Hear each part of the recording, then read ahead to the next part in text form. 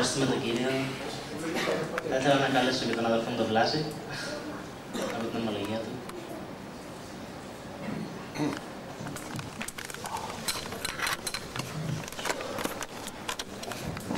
Χαίρετε. Αλληλούια!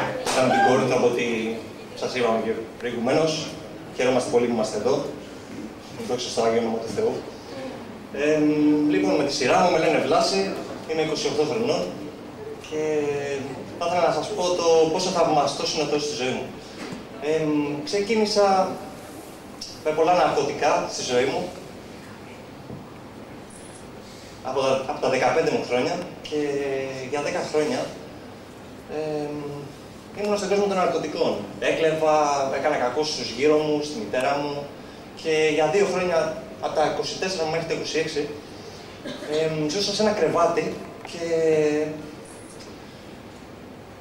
το μόνο που έκανα ήταν να πίνω και να παίζω ηλεκτρονικά παιχνίδια και μέχρι και φαγητό που μου φτιάχνανε πάντα αγώγγιζα για το φαγητό. Ζούσα στην Κόρινθο, πω γιατί ζούσα σε αυτή την πόλη.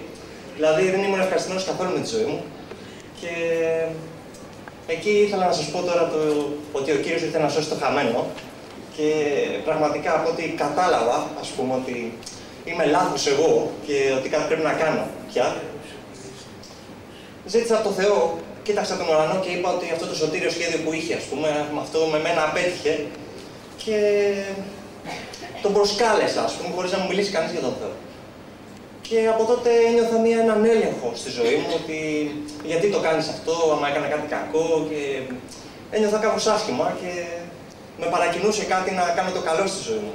Και τέλος πάντων έψαξα να βρω διέξοδο μετά από αρκετό καιρό. Πήγα σε εκκλησία, ορθόδοξη μάλιστα, και η απάντηση που έλαβα ήταν αρνητική. Δηλαδή ότι είσαι τρελός παιδάκι μου και που θες να βρεις το Θεό στη ζωή σου, ας πούμε. Και τέλος πάντων, εντάξει, ο Θεός, ας πούμε, συνέχισε να με παροτρύνει, να κάνω πράγματα για Αυτόν.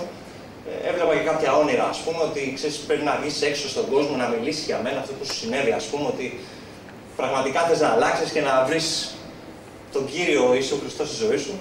Τέλος πάντων, μάζεψα όσο κουράγιο είχα και δεν είμαι άνθρωπος μεθάρεος πολύ. Δηλαδή, από ό,τι καταλαβαίνετε και από εδώ που στέκομαι. Ναι, έτσι. Προχώρησα, ας πούμε, να πάω να βρω κόσμο, ας πούμε, να βρω κάποιον τον οποίο να ομολογήσω τον Θεό. Τι να ομολογήσω τώρα, δεν ήξερα τίποτα για εκείνον. Ναι. Και έτσι πως προχώραγα, πήγα από την εκκλησία, Αποστολική Εκκλησία της Κορίνθου και κάτι μου έλεγε να μπω μέσα.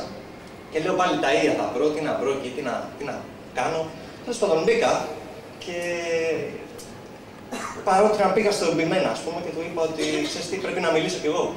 Να μιλήσω, ας πούμε, να ανέβω στον άπανα και να μιλήσω. Μίλαγε ο κύριος Πατιαούρας τότε, ο αδερφός Πατιαούρας, με συγχωρείτε. Και το κίνημα ήταν ότι πρέπει οι μαθητές περιμέναν να λάβουν Πνεύμα Άγιο και να λάβουν δύναμη από τον ουρανό.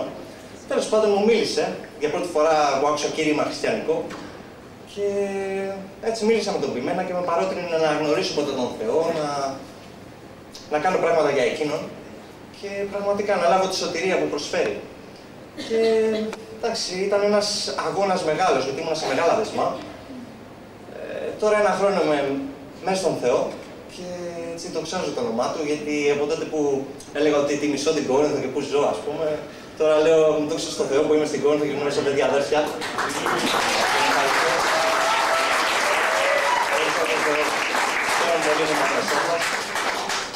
Αυτά δεν είχα να πω κάτι παραπάνω. Δόξα τω Θεώ.